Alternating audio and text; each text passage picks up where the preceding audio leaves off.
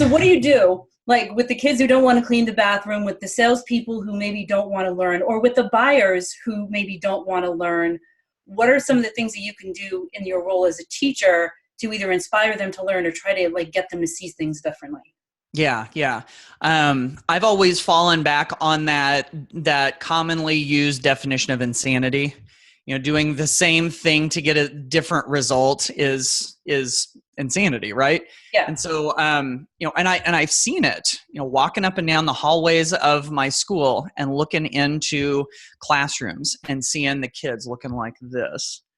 And every day I walk by, they look like this. They're just totally, totally disconnected. And the teacher's standing in the front doing the exact same thing. And I go, how is this possible?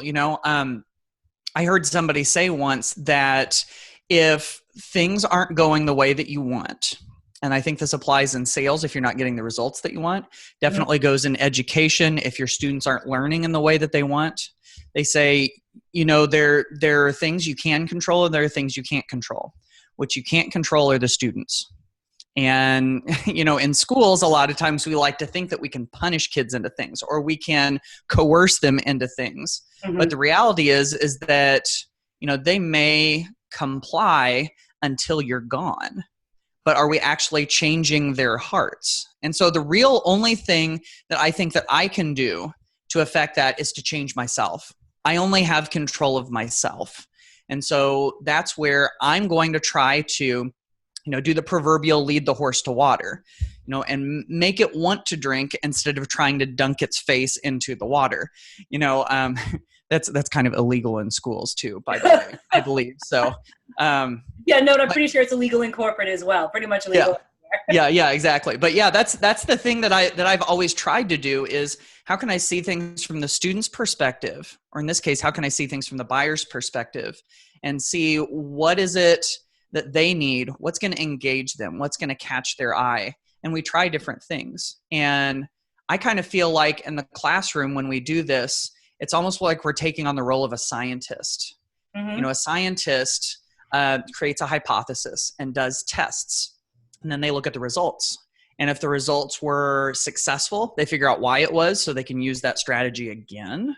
Mm-hmm. And then if it wasn't successful, they try to figure out why so that they can learn from it and move on. And I've always felt like my chances of trying something new, looking at the results, taking the good from the good and learning from the bad, that I have so much better chance of reaching my students, or in this case, reaching the clients, than if I continue to do the same thing over and over again that's had mediocre results in hopes that maybe this time it'll be better. Yeah. And that's one of the things too. And I think one of the things that happens to managers, and maybe this happens to teachers as well, is that they'll look at the results and say, okay, I didn't get what it is that I was looking for, but they have no idea how they even got there to know what it is that they need to go back and tweak. So they're just looking at the results. And, in some sales managers, it's like, okay, you didn't meet your quota last month. What are you going to do to meet it this month? Is not exactly teaching. Right, exactly. And fear definitely doesn't work. And I talk to managers a lot about having an understanding of what's going to motivate and drive that person to make any kind of behavioral changes, because that's the only way it's going to happen. Yeah. That's so. Can I touch on that real quick? Yeah. That I think a lot of times in schools, students are like this. And I think that, children in schools, they obviously grow up to be adults in the workforce, and whether we're big or we're little, a lot of the same stuff happens. And they look at those results. You get this test back and, you've got an F and it's like bleeding red ink, or, you get your standardized test scores back and you're below, you're in this low percentile. And all of a sudden they start to take it upon themselves as, like personal defeat. And then it becomes part of their identification of themselves.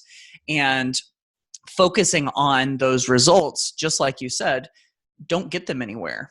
Giving them some strategies they can try to improve. Again, looking at it like that scientist. Let's try something else and see if it works. And if it does work, great. And if it doesn't work, let's learn from it. Like, that's actually constructive. That's actually going to drive change. Sometimes talking about the results and being frustrated about the results and venting about the results makes you feel better. It doesn't actually change the results.